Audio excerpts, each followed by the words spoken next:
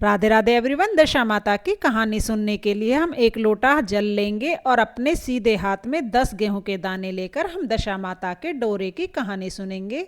तो चलिए कथा को शुरू करते हैं। एक बार एक शहर में एक राजा था। राजा का नाम नल था। उसकी दमयंती नाम की रानी थी। एक दिन रानी महल के छज्जे पर खड़ी देख रही थी। रानी ने देखा कि महल के नीचे एक बुढ़िया दशा माता का डोरा बांट रही है और सबको कहानी सुना रही है।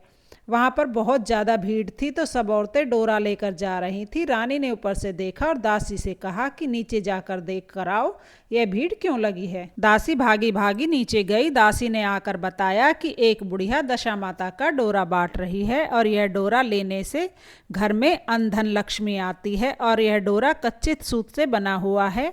कच्चे सूत के धागे में 10 गांठ लगाकर हल्दी से रंगकर यह डोरा बनाया जाता है। 10 तार का यह डोरा होता है।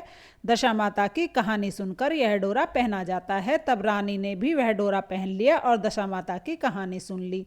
तब राजा बाहर से आए और देखा कि रानी ने गले में कोई डोरा बांधा हुआ है। राजा ने रानी से पूछा यह क्या है, तो रानी ने कहा यह दशा माता का डोरा है, इससे घर में धन लक्ष्मी बढ़ती है।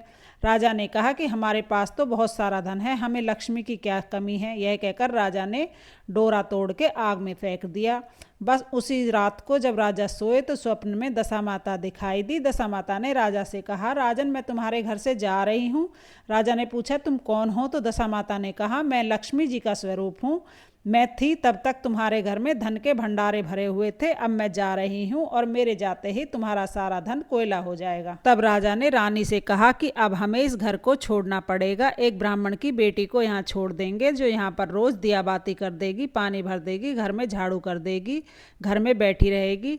हम जाकर किसी दूसरे गांव में रहेंगे। यह कहकर राजा रानी ब्राह्मण की बेटी को अपने घर पर छोड़कर गांव से चल दिए। जाते जाते एक तालाब पर पहुंचे। वहां जाकर राजा ने 2 तीतर पकड़ लिए और रानी को लाकर दे दिए। 2 तीतर दिए और कहा कि तुम इन्हें भून कर रख लो, मैं नहा धोकर आता हूँ। रानी ने तीतर भून लिए, लेकिन जब दोनों खाने बैठे तो भुने हुए तीतर भी उड़ गए। राजा रानी समझ गए कि हमारा बुरा वक्त चल रहा है। राजा अपनी बहन के घर गया। बहन ने राजा को पुराने से टूटे फूटे से घर में ठहरा दिया। वहां पर एक सोने की बर्छी पड़ी हुई थी। राजा रानी ने देखा कि बर्छी जमीन पर पड़ी है और राजा रानी के देखते देखते जमीन उस बर्छी को निगल गई। राजा ने कहा रानी यहाँ से चलो, नहीं तो हमें चोरी का दोष लग जाएगा। राजा रानी वहां से चल दिए। अब राजा अपने दोस्त के घर चला गया। राजा के दोस्त ने राजा को एक पुराने से महल में ठहराया। वहां पर राजा रानी ने देखा कि एक खूंटी पर नौलखा हार टंगा हुआ है और राजा रानी जब हार को देख रहे तो देखते देखते ही खूंटी हार को निगल गई। राजा ने रानी से कहा यहाँ से भी चलो, नहीं तो इस चोरी का दोष भी हमारे सिर ही लगेगा। राजा रानी वहां से भी चल दिए। फिर रानी बोली कि अब मैं किसी के घर नहीं जाऊंगी, दोनों जंगल में जाकर लकड़ी काट के अपना पेट पाल लेंगे। यह कह के दोनों जंगल में चल दिए। एक सूखे से बगीचे में पहुंचे। उनके जाते ही वह बगीचा हरा भरा हो गया। दोनों जाकर एक पेड़ के नीचे सो गए। माली ने जब देखा कि बगीचा हरा भरा हो गया है तो माली बहुत खुश हुआ और ढूंढते ढूंढते उन दोनों मुसाफिरों के पास आ गया। माली ने पूछा कि तुम कौन हो जिसके आते ही 12 वर्ष से सूखा हुआ यह बगीचा हरा भरा हो गया। तब राजा ने कहा हम तो मुसाफिर हैं, काम की खोज में आए हैं। माली ने उन्हें नौकरी दे दी और उन्हें अपने पास ही रख लिया। मालिन ने रानी से कहा कि तुम रोज सिर्फ फूलों की माला बनाकर बेचकर बाजार में आ जाया करो। दोनों वहीं पर रहकर बाग में काम करने लगे। काम काम करते करते 1 साल बीत गया। एक दिन मालिन कथा सुन रही थी।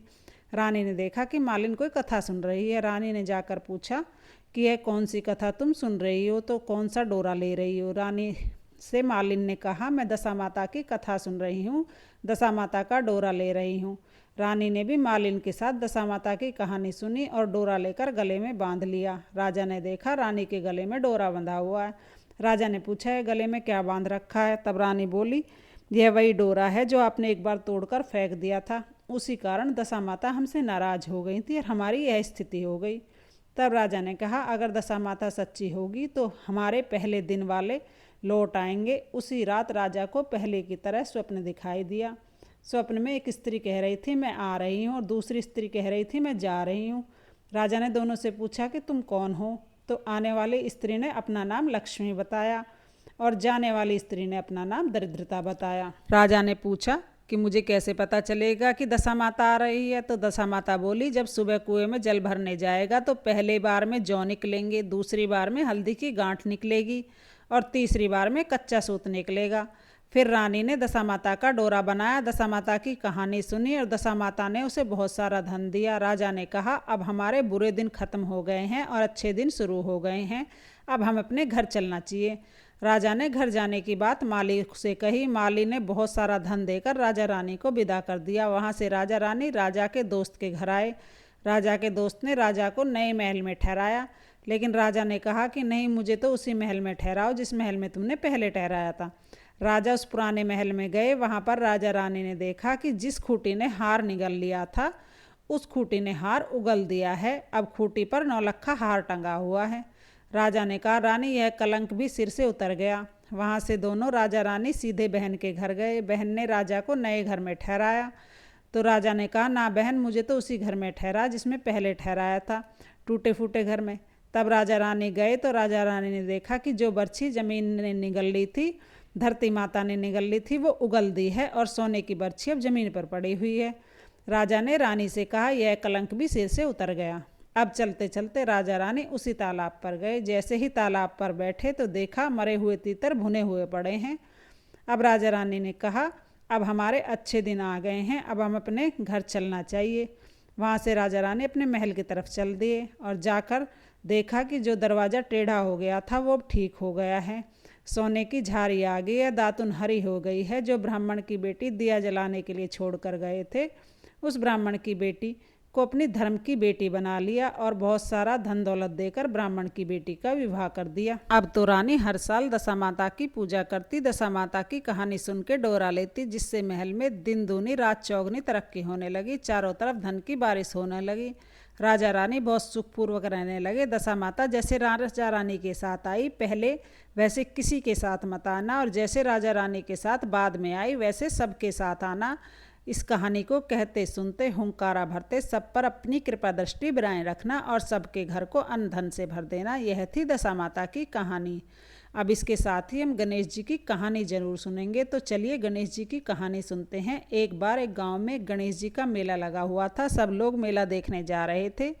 एक लड़की अपनी माँ से कह रही थी, माँ मैं भी मेले देखने जाऊंगी। उसकी माँ ने कहा, नहीं बेटा, वहाँ बहुत भीड़ होगी, तुम कहीं गिर जाओगी, चोट लग जाएगी। लेकिन छोटी बच्ची नहीं मानी, उसने जिद कर ली, माँ मैं भी मेला देखने जाऊंगी। उसकी माँ ने कहा, चलो ठीक है, अगर तुम मेला देखने जा रही हो तो ये 2 लड्डू और 1 घंटी पानी ले जाओ। 1 लड्डू और पानी गणेश जी को दे देना और बचा हुआ लड्डू और पानी तुम ले लेना। लड़की लड्डू और पानी लेके गणेश जी के मेले में चली गई। जाके गणेश जी के सामने बैठ गई। गणेश जी, 1 लड्डू पानी तुम्हें और बचा हुआ लड्डू पानी मुझे। यह कहते कहते सुबह से शाम हो गई। शाम को मेला ख़त्म होने लगा। सब लोग वापस अपने घर आने लगे, लेकिन लड़की वापस नहीं आई। लड़की ने कहा, जब तक गणेश जी लड्डू खा के पानी नहीं पियेंगे तब तक मैं वापस नहीं जाऊंगी। अब गणेश जी ने सोचा कि अगर ये वापस घर नहीं जाएगी तो इसका दोष भी मेरे सिर लगेगा। गणेश जी एक छोटे से बच्चे का रूप बना कर आए और बोले, लो खाया तुम्हारा लड्डू और पिया तुम्हारा पानी, अब मांगो क्या मांगना चाहती हो। लड़की सोचने लगी, क्या मांगूं? अन्न मांगूं, धन मांगूं, हवेली मांगूं, महल मांगूं, खेत मांगूं, बैल मांगूं, सुहाग मांगूं, क्या मांगूं। अभी लड़की सोच ही रही थी। गणेश जी बोले, जो जो तुमने सोचा है वह सब हो जाएगा, अब तुम अपने घर चले जाओ। लड़की अपने घर आ गई। घर आई तो माँ बोली, बेटा इतनी देर कहाँ लगा दी। लड़की बोली, माँ आपने ही तो कहा था कि गणेश जी को लड्डू खिला के पानी पिला के आना। मैं तो गणेश जी को लड्डू खिला के पानी पिला के आई हूँ। जैसे ही लड़की ने यह बात कही तो जो जो लड़की ने सोचा था वह सब कुछ हो गया। पूरा घर अन्न धन से भर गया। गणेश जी, जैसे आपने माँ बेटी के घर को अन्न धन से भरा, वैसे सबके घर को अन्न धन से भरना। इस तरह से दशा माता की कहानी पूर्ण हो जाएगी। कहानी सुनने के बाद जो हाथ में गेहूं के दाने हमने लिए हैं वो पिपड़ के पेड़ की जल में चढ़ा देंगे। इस तरह से हमारी दशा माता की कहानी पूर्ण हुई। आपको दशा माता के डोरे की कथा कैसी लगी कमेंट करके ज़रूर बताना। वीडियो पसंद आई हो तो लाइक